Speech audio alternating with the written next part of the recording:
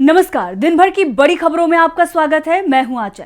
आज इस बुलेटिन में बात होगी इंडिया गठबंधन की 5वीं बैठक की, भारत जोड़ो यात्रा की तैयारी की, बात करेंगे राम मंदिर पर उद्धव के बयान की, जानेंगे शिवराज और उनके बेटे ने बीजेपी की कैसे बढ़ाई है परेशानी, वसुंधरा राजे क्यों रही है पार्टी की बैठक से दूर, और बुलेटिन के आखिर में बात गणतंत्र दिवस परेड में झांकियों पर तेज हुई सियासत की। इसके अलावा और भी कई बड़ी खबरों से आपको कराएंगे रूबरू, लेकिन तमाम बड़ी खबरों से पहले एक नजर सुर्खियों पर। न्याय यात्रा को लेकर जयराम रमेश का बड़ा बयान, कहा हमारा पहला कदम भारत जोड़ो यात्रा और अब दूसरा कदम भारत जोड़ो न्याय यात्रा। उप मुख्यमंत्री तेजस्वी यादव का बड़ा दावा, कहा बिहार सरकार ने 70 दिन में एक ही विभाग में 2 लाख से ज्यादा लोगों को दी सरकारी नौकरी, बनाया वर्ल्ड रिकॉर्ड। 5 फरवरी से शुरू होगा बंगाल विधानसभा का बजट सत्र, लोकसभा चुनाव से पहले आम लोगों के लिए होंगी बड़ी घोषणाएं। लाई चिंगते ने जीता ताइवान में राष्ट्रपति चुनाव, मतदान से पहले चीन ने बताया था खतरनाक ते के खिलाफ दिए थे सख्त बयान। तो ये थी सुर्खियां। अब बात आज की सबसे बड़ी खबर की। इंडिया गठबंधन की 5वीं बैठक हुई और इस बैठक में वो सभी फैसले हो गए जिसको लेकर देश भर में चर्चा चल रही है। सीट बंटवारे से लेकर गठबंधन के अध्यक्ष और संयोजक हर मुद्दे पर चर्चा हुई और इस बैठक के नतीजों ने बीजेपी की चिंता को और भी बढ़ा दिया है। तो क्या हुआ इस बैठक में खास, देखिए इस रिपोर्ट में। इंडिया गठबंधन में हर मुद्दे पर बात बन गई है। गठबंधन और भी मजबूत होता नजर आ रहा है। आज गठबंधन की वर्चुअली बैठक में सीट बंटवारे की तस्वीर लगभग साफ हो गई। इसके साथ ही ये भी साफ हो गया कि गठबंधन में कोई संयोजक नहीं होगा और इंडिया की कमान कांग्रेस के हाथ में होगी। कांग्रेस के अध्यक्ष मल्लिकार्जुन खड़गे को इंडिया गठबंधन का अध्यक्ष बनाया जाएगा। उनके नाम पर सहमति भी बन गई है और इसकी आधिकारिक घोषणा अभी कभी भी हो सकती है। बैठक में कांग्रेस की तरफ से नीतीश कुमार को संयोजक बनाए जाने का प्रस्ताव रखा गया। लालू यादव के साथ दूसरे गठबंधन सहयोगियों ने इसका समर्थन भी किया, लेकिन नीतीश कुमार ने संयोजक का पद लेने से इनकार कर दिया और कहा कि अब चुनाव की तैयारियों में सभी को जुटना है, इसीलिए जल्द ही सीटों का बंटवारा कर लिया जाए। नीतीश की बात का सभी दलों ने समर्थन भी किया। एनसीपी चीफ शरद पवार ने भी कहा कि गठबंधन में संयोजक पद को लेकर कोई विवाद नहीं है। बैठक में ये भी सहमति बनी कि पार्टी प्रमुखों की एक टीम बनाई जानी चाहिए, संयोजक नियुक्त करने की जरूरत नहीं है। उन्होंने ये भी कहा कि इंडिया की तरफ से पीएम पद के लिए किसी को चेहरा नहीं बनाया जाएगा, ये इलेक्शन रिजल्ट घोषित के बाद चुना जाएगा। गठबंधन की बैठक खत्म होने के बाद मल्लिकार्जुन खड़गे के आवास पर दिल्ली के सीएम अरविंद केजरीवाल और कांग्रेस सांसद राहुल गांधी के साथ दोनों ही दलों के नेता पहुंचे और उनके बीच सीट बंटवारे पर डील पूरी हो गई और इसका ऐलान भी किसी समय हो सकता है। इंडिया गठबंधन में तो सब कुछ तय हो गया है और अब इंतजार भारत जोड़ो न्याय यात्रा का है, जो देश का भविष्य तय करने वाली है। यात्रा की तैयारियां पूरी हो चुकी हैं और कांग्रेस के नेताओं का जमावड़ा भी मणिपुर में लग चुका है। राहुल गांधी के नेतृत्व में 14 जनवरी को मणिपुर के थौबल से न्याय यात्रा की शुरुआत होगी। यह यात्रा देश में प्रेम और मोहब्बत का संदेश देने के लिए निकाली जा रही है। भारत जोड़ो न्याय यात्रा 14 जनवरी से शुरू हो रही है। यात्रा की शुरुआत पहले मणिपुर की राजधानी इम्फाल से हो रही थी, लेकिन अब इम्फाल की जगह वहां से 34 किलोमीटर दूर थैबुल से होगी। कांग्रेस के मणिपुर अध्यक्ष किशम मेघचंद्र ने यह कहा कि 14 जनवरी को कांग्रेस अध्यक्ष मल्लिकार्जुन खड़गे यहीं से यात्रा को हरी झंडी दिखाएंगे। रूट में कोई बदलाव नहीं होगा।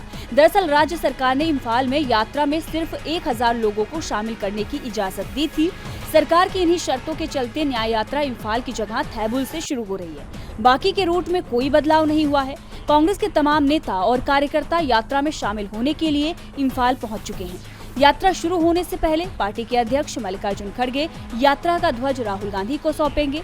मल्लिकार्जुन खड़गे ने भारत जोड़ो न्याय यात्रा में शामिल होने के लिए इंडिया गठबंधन की सभी पार्टियों को न्योता भी दिया है और दावा ये किया जा रहा है कि यात्रा में गठबंधन के सभी नेता शामिल होंगे। खासतौर पर जिस राज्य से न्याय यात्रा निकलेगी उस राज्य में इंडिया गठबंधन के टॉप लीडर इसमें जरूर शामिल होंगे। सपा चीफ अखिलेश यादव, बिहार के सीएम और जेडीयू नेता नीतीश कुमार, डिप्टी सीएम और आरजेडी नेता तेजस्वी यादव, नेशनल कॉन्फ्रेंस के अध्यक्ष फारूक अब्दुल्ला के अलावा दूसरे तमाम दलों के नेताओं की तरफ से यात्रा में शामिल होने के संकेत मिले हैं। इस बीच यात्रा शुरू करने से पहले राहुल गांधी ने दिल्ली में सिविल सोसाइटी ऑर्गेनाइजेशंस और पीपुल्स मूवमेंट के लोगों से भी मुलाकात की है। राहुल गांधी ने मीटिंग के दौरान पीएम मोदी, भाजपा और आरएसएस के अन्याय का मुद्दा उठाते हुए इसके खिलाफ एकजुटता की बातें कही हैं। इस बार भारत जोड़ो न्याय यात्रा में इंडिया गठबंधन के नेता भी शामिल होंगे। इंडिया को न्याय यात्रा से बहुत उम्मीदें हैं, तो बीजेपी को अयोध्या में बनने वाले राम मंदिर से भी बहुत उम्मीदें हैं। लेकिन बीजेपी की उम्मीदों पर विपक्षी दल पानी फेरते हुए नजर आ रहे हैं। उद्धव ठाकरे ने तो इसको लेकर बड़ी बात कह दी है, तो बीएसपी चीफ की तरफ से भी बड़ा बयान आ गया है। तो कैसे राम मंदिर की सियासत पर फंसती दिख रही है बीजेपी, देखिए इस रिपोर्ट में। शिवसेना यूबीटी चीफ उद्धव ठाकरे ने राम मंदिर के उद्घाटन कार्यक्रम पर सवाल उठाए हैं। उन्होंने कहा कि अयोध्या में राम मंदिर बन रहा है, ये ऐतिहासिक दिन है, मुझे इसकी खुशी है। राम हमारे आराध्य हैं, लेकिन इसे लेकर जिस तरह का ड्रामा बीजेपी की ओर से किया जा रहा है, उससे जरूर कई सवाल खड़े होते हैं। ठाकरे ने कहा कि 22 जनवरी को मैं भगवान राम की पूजा करूंगा। फर्क सिर्फ इतना है कि ये पूजा अयोध्या में नहीं बल्कि महाराष्ट्र के नासिक में गोदावरी नदी पर काला राम मंदिर में होगी। गोदावरी नदी पर आरती भी करेंगे। उद्धव ने कहा कि जिस तरह से मंदिर को लेकर बीजेपी राजनीति कर रही है, राम से ज्यादा पीएम मोदी का प्रचार हो रहा है, उससे कई सवाल खड़े हो रहे हैं। सरकार ने अटल सेतु बनाया है, लेकिन पूर्व पीएम की फोटो ही नहीं लगी है। ऐसे में देखना होगा कि राम मंदिर में राम जी की मूर्ति होगी भी या नहीं। मुझे इसकी सबसे ज्यादा चिंता है। उद्धव ने कहा कि जब सोमनाथ मंदिर की प्राण प्रतिष्ठा हुई तब राष्ट्रपति आए थे और उनके हाथों से ही प्राण प्रतिष्ठा हुई थी। ऐसे में 22 जनवरी को भी राष्ट्रपति को बुलाया जाए।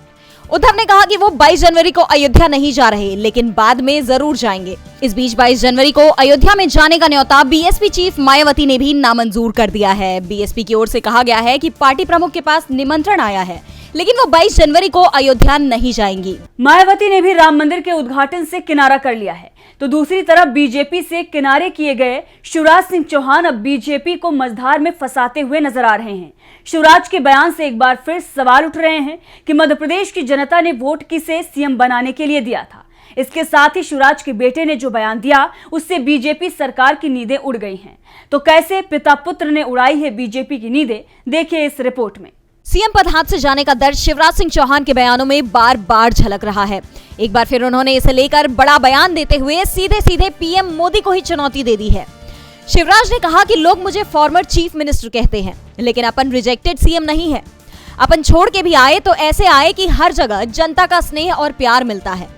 मैं जहां जाता हूं लोग मामा मामा कहते हैं, यही अपनी असली दौलत है। जहां भी जाता हूं मुझे जनता का भरपूर प्यार मिलता है।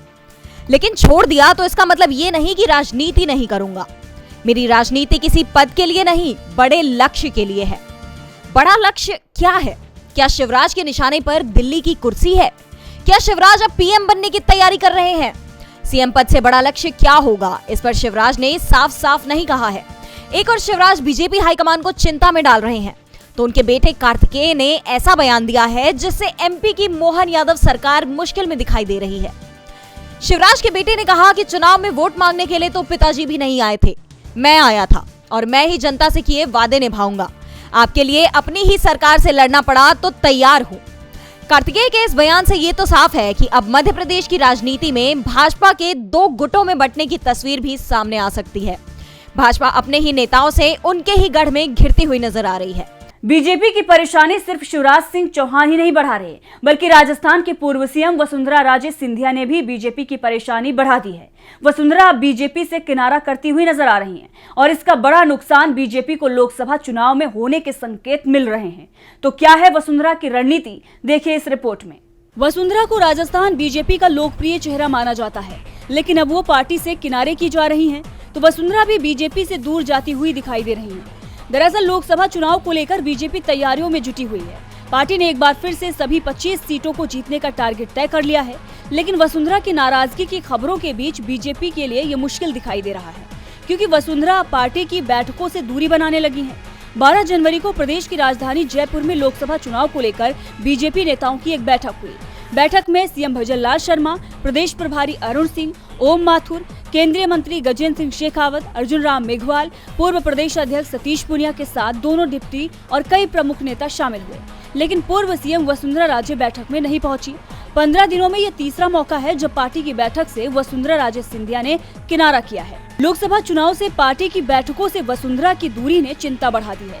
वसुंधरा की नाराजगी का असर श्रीकरणपुर विधानसभा सीट पर भी दिखाई दिया, जहां सुरेंद्र सिंह टीटी मंत्री रहते हुए चुनाव हार गए। दरअसल वसुंधरा राजे की नाराजगी की खबरें विधानसभा चुनाव के परिणाम आने के बाद से ही आने लगी थी, क्योंकि चुनाव परिणाम आने के बाद बीजेपी हाईकमान ने उन्हें प्रदेश का सीएम बनाने से इनकार कर दिया था और अब भजन लाल को सीएम बनाया गया तो वसुंधरा समर्थकों को उनके मंत्रिमंडल में भी जगह नहीं मिली, जिससे वो नाराज हो गई और वसुंधरा की नाराजगी दिखाई भी दे रही है। बीजेपी के नेता अपनी ही सरकार की परेशानी बढ़ा रहे हैं तो दूसरी तरफ विपक्षी दलों को परेशान करने के लिए केंद्र की एजेंसियां सक्रिय दिखाई दे रही हैं। कश्मीर, बंगाल, दिल्ली, झारखंड, कहीं समन दिए जा रहे हैं तो कहीं छापेमारी चल रही है। और अब जहां सरकार बीजेपी विरोधी दलों की है, वहां ईडी ने समन सीएम को भेज दिया है और एक राज्य के सीएम को नहीं बल्कि दो राज्यों के सीएम के पास ईडी का समन पहुंचा दिया गया है। तो क्या है पूरी खबर, देखिए इस रिपोर्ट में। जहां चुनाव होता है वहां राजनीतिक दलों से पहले ईडी पहुंच जाती है। ईडी पर यह आरोप विपक्षी दल पिछले 5 सालों से लगा रहे हैं और इस बार तो चुनाव पूरे देश में हो रहा है, इसीलिए ईडी की सक्रियता भी पूरे देश में बढ़ गई है। हाल में ही जम्मू कश्मीर के पूर्व सीएम फारूक अब्दुल्ला को 20 साल पुराने मामले में समन किया गया है और अब समन दिल्ली के सीएम और आप संयोजक अरविंद केजरीवाल और झारखंड के सीएम हेमंत सोरेन को भी भेजा गया है। दिल्ली के सीएम को ये समन कथित शराब घोटाले को लेकर जारी किया गया है। उन्हें 18 जनवरी को पूछताछ के लिए बुलाया गया है। आप प्रमुख को ईडी का चौथा समन है। इससे पहले भी 3 समन ईडी का अरविंद केजरीवाल को भेजा जा चुका है, लेकिन दिल्ली के सीएम ईडी मुख्यालय नहीं गए और इस बार भी केजरीवाल का जाना मुश्किल दिखाई दे रहा है। आप नेता जैस्मीन शाह का ये कहना है कि 2 साल से ईडी जांच कर रही है, लेकिन उसे अब तक कोई सबूत नहीं हासिल हुए हैं। हम ईडी की जांच में सहयोग करने को तैयार है, लेकिन ईडी का समन गैर कानूनी है। ये केजरीवाल को गिरफ्तार करने की साजिश है ताकि लोकसभा चुनाव में केजरीवाल प्रचार न कर सके। दूसरी तरफ ईडी ने झारखंड के सीएम हेमंत सोरेन को भी समन भेज दिया है। उन्होंने 16 से 20 जनवरी तक जवाब देने को कहा है। ईडी का ये कहना है कि अगर वो नहीं आते तो ईडी खुद ही उनके पास पहुंच जाएगी। साफ है कि सिर्फ केजरीवाल ही नहीं, हेमंत सोरेन की भी गिरफ्तारी की बात कही जा रही है। विपक्ष के दूसरे नेताओं पर भी छापेमारी हो रही है। उससे ये साफ लग रहा है कि मोदी सरकार गहरे संकट में। और बुलेटिन के आखिर में बात गणतंत्र दिवस की झांकियों पर तेज हुई सियासत की। 26 जनवरी यानी देश के गणतंत्र दिवस पर दिल्ली में परेड होती है और इस परेड के साथ ही तमाम राज्यों की झांकियां भी प्रदर्शित की जाती हैं। लेकिन इस बार इन झांकियों को लेकर सियासत तेज हो गई है। गणतंत्र दिवस के बाद कभी भी लोकसभा चुनाव का ऐलान हो सकता है। ऐसे में झांकियों को लेकर शुरू हुई सियासत ने मोदी सरकार को बैकफुट पर पहुंचा दिया है। तो क्या है पूरा मामला, देखिए इस रिपोर्ट में। 26 जनवरी यानी गणतंत्र दिवस नजदीक है। इस दौरान फ्रांस के राष्ट्रपति इमैनुअल मैक्रोन मुख्य अतिथि के तौर पर इस कार्यक्रम में शामिल होंगे। कार्यक्रम की तैयारियों में तेजी देखी जा सकती है। दिल्ली सज रही है। यातायात के नियमों से लेकर सुरक्षा व्यवस्था पर काम किया जा रहा है। राज्यों की झांकियों को चुनने की प्रक्रिया पूरी हो चुकी है। बताया जा रहा है कि एक्सपर्ट कमेटी ने 4 राज्यों की झांकी खारिज कर दी है, जिसमें दिल्ली, कर्नाटक, पंजाब और पश्चिम बंगाल के नाम शामिल हैं। और सबसे बड़ी बात तो ये है कि इन चारों ही राज्यों में बीजेपी विरोधी दलों की सरकारें हैं। चारों राज्यों में इंडिया गठबंधन में शामिल पार्टियां सत्ता में हैं और इंडिया का दावा है कि लोकसभा चुनाव से पहले केंद्र का ये कदम उन राज्यों का अपमान है जिन्होंने बीजेपी की सरकार को नहीं चुना। हालांकि रक्षा मंत्रालय ने मामले में बयान देते हुए कहा है कि इन राज्यों की झांकी व्यापक विषय से मेल नहीं खाती, लेकिन विपक्ष इस जवाब को पूरी तरह से खारिज कर रहा है। विपक्ष का आरोप है कि झांकियों को चुनने की प्रक्रिया में केंद्र हस्तक्षेप कर रहा है। कर्नाटक की झांकी रिजेक्ट होने पर मुख्यमंत्री सिद्धारमैया ने केंद्र पर निशाना साधते हुए कहा कि सरकार ने 7 करोड़ कन्नड़ भाषियों का अपमान किया है। तो वहीं पंजाब के मुख्यमंत्री भगवंत सिंह मान ने केंद्र पर आप शासित प्रदेश के साथ भेदभाव करने का आरोप लगाया है। आपको बता दें, गणतंत्र दिवस की सारी तैयारियों की जिम्मेदारी रक्षा मंत्रालय के कंधों पर होती है। सारे अहम फैसले रक्षा मंत्रालय लेता है। तो आज इस बुलेटिन में इतना ही। देखते रहिए डीबी लाइव। नमस्कार।